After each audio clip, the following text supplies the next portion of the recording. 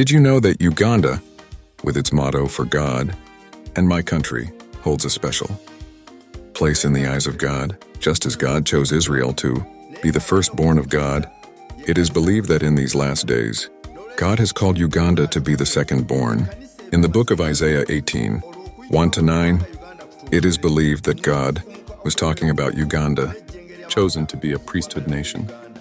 Uganda is expected to be a shining example to other nations, much like how God is using the USA to maintain justice in the world.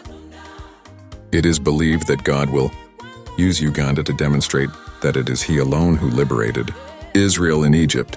By 2027, Uganda is expected to be a superpower in Africa and the biggest donor to other countries. Did you know that it is believed that God purposely kept Africa behind in this era?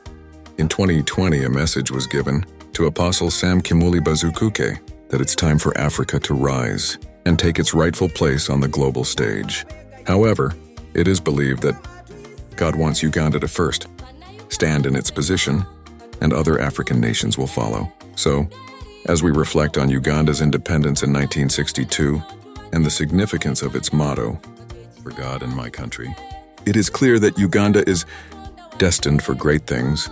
In the eyes of God, let us keep our eyes on Uganda, a nation believed to be chosen by God to lead the way for Africa and the world.